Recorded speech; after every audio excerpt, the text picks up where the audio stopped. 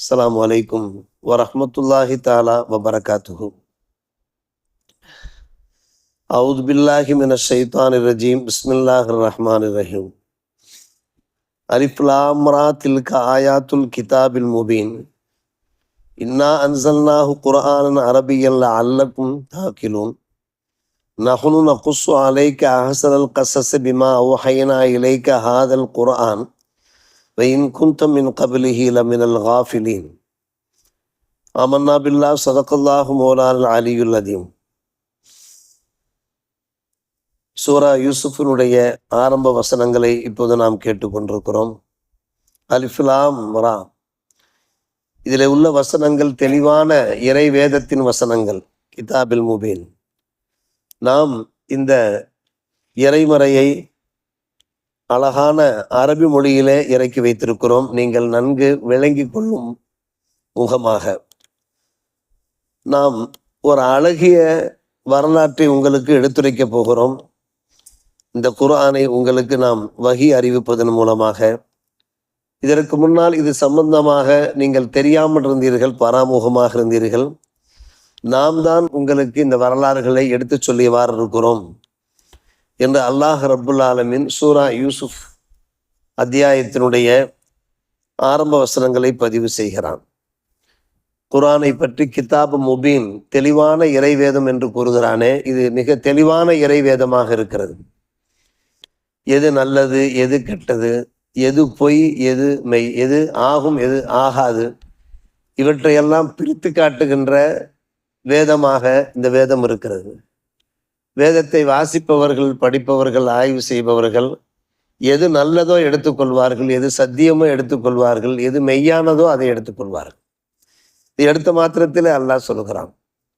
தொடர்ந்து அல்லாஹ் கூறுகிற போது இதை அரபி மொழியிலே நாம் இறக்கியிருக்கிறோம் என்று கூறுகிறான். காரணம், அரபு நாட்டிலே இந்த இறைமறை இறங்கிய காரணத்தினாலே அரபு குலத்தோர் நன்கு விளங்குகிற முறையிலே அல்லாஹ் அரபி மொழியிலே, அரபி மொழி இருக்கிறதே அது அழகான மொழி, மிக சிறப்பான ஒரு மொழி, வளம் வாய்ந்த ஒரு செம்மொழி. எனவேதான் நாம் அரபி மொழியிலே இறக்கியிருக்கிறோம். அந்த அரபு குலத்தார் மூலமாக அகிலமங்கும் இந்த இறைமறை பரவிவிட்டது.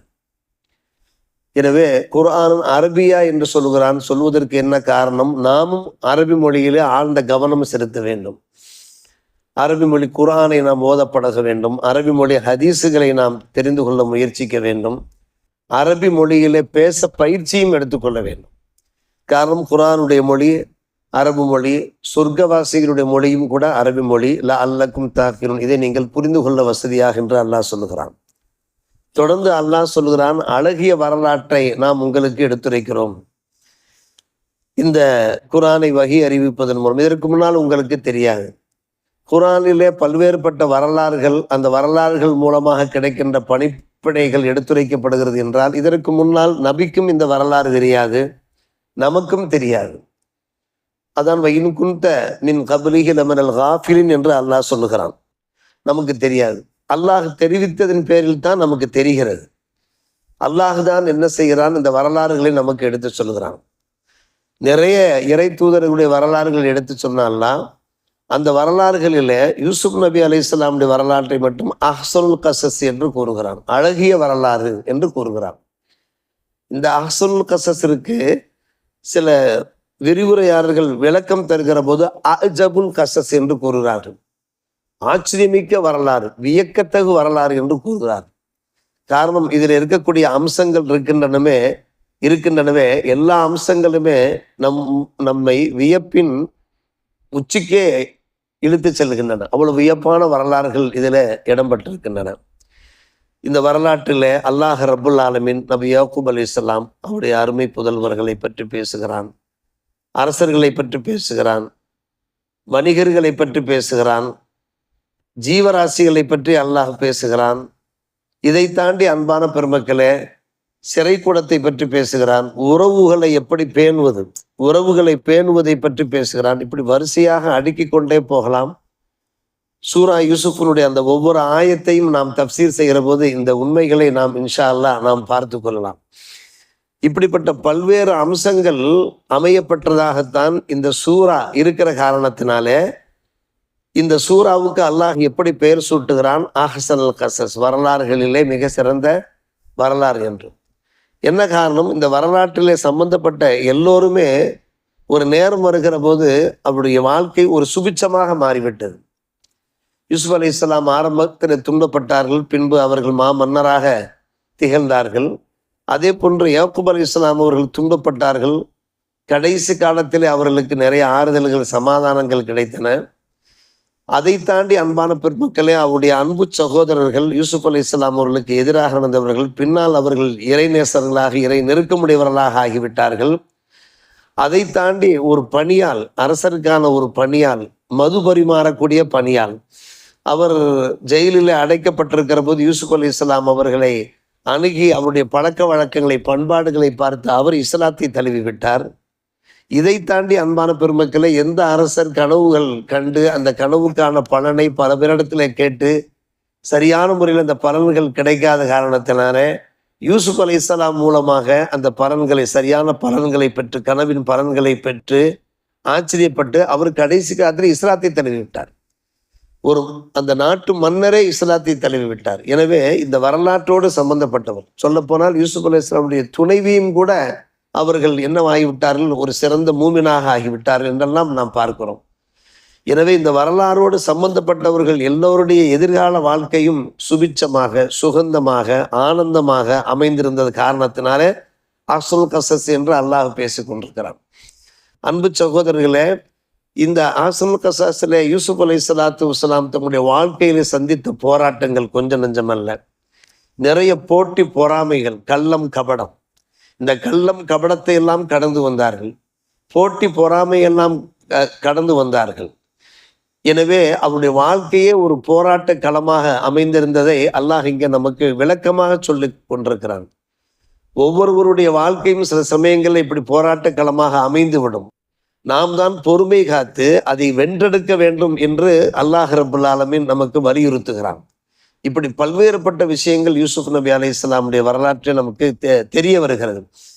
அவர்கள் எங்கு வாழ்ந்தார்கள் என்று கேட்டால் ஜெருசலம், பலஸ்தீன் பூமி. அந்த பலஸ்தீன் பூமியில அங்கே ஹாரான் என்று ஒரு இடம் இருக்கிறது. ஹாரான், இன்றைக்கு அந்த ஹாரான் என்கின்ற அந்த இடத்தை கலீல் என்று குறிப்பிடுகிறார்கள்.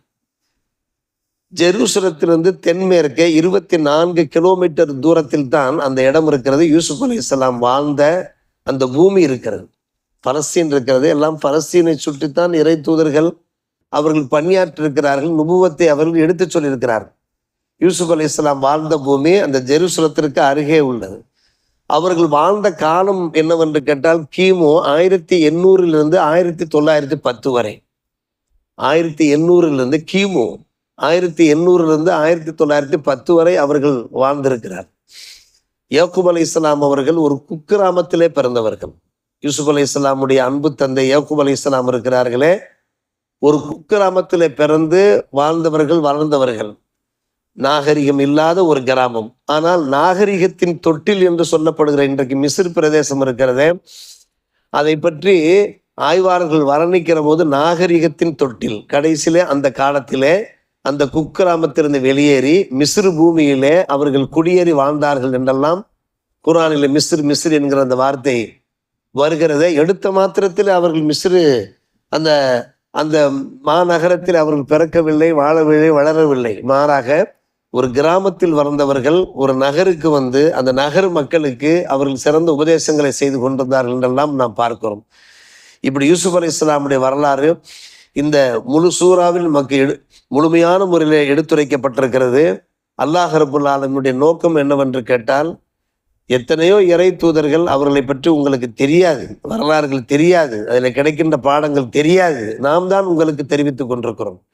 இன்றைக்கு பைபிளில் ஜோசப் என்று சொல்கிறார்கள் யூசுப் அலைஹிஸ்ஸலாம் அவர்களே. ஆனால் ஜோசப் வேறு, யூசுப் வேறு. என்ன காரணம்? ஜோசப்பை பற்றிய அவருடைய தகவல் இருக்கிறதே யூசுப் அலைஹிஸ்ஸலாமுடைய வரலாற்றோடு இணையவில்லை. நமது அருள்மறை இறைமறையிலே யூசுப் அலைஹிஸ்ஸலாம் அவர்களை பற்றிய வரலாறுகள் நெடுகே இடம்பெற்றிருக்கிறதே. அதில் பல்வேறுபட்ட உயர்ந்த விஷயங்கள், உன்னத விஷயங்கள் நமக்கு எடுத்துரைக்கப்படுகிறதே. அது போன்ற விஷயங்கள் அதில் இல்லாததன் காரணமாக இருவரும் ஒருவர் அல்ல என்று நம்முடைய இஸ்லாமிய ஆய்வாளர்கள் எடுத்துரைத்துக் கொண்டிருக்கிறார்கள். யூசுப் அலைஹிஸ்ஸலாம் வேறு, யாக்கூப் அலைஹிஸ்ஸலாம் அவர்களுக்கு பிறந்த அந்த புதல்வர். அவருடைய வாழ்க்கையினுடைய ஒவ்வொரு அம்சம் இருக்கிறதே அவர்கள் காலத்தை சார்ந்தவர்களுக்கு மட்டுமன்று, இன்றைய காலத்தை சார்ந்தவர்களுக்கு மட்டுமல்ல, முக்காலமும் உள்ள அத்தனை மக்களுக்கும் அதிலே ஒரு சிறந்த படிப்பினை இருக்கிற காரணத்தினால்தான் யூசுப் அலைஹிஸ்ஸலாமுடைய வரலாற்றை அல்லாஹ் ரப்புல் ஆலமீன் அஹ்ஸனுல் கஸஸ் என்று இங்கே எடுத்துரைத்து நாம் பதிவு செய்கிறானே. எனவே அந்த வரலாற்றை வாசிப்போம், சுவாசிப்போம், அதில் கிடைக்கிற படிப்பினைகளை நாம் உள்வாங்குவோம், வாழ்க்கையில கடைபிடிப்போம். அல்லாஹ் நம்ம எல்லோருக்கும் நல்லூர் புரிவானாக. வாஹிர் தாவனா அல்ஹம்துலில்லாஹி ரப்பில் ஆலமீன்.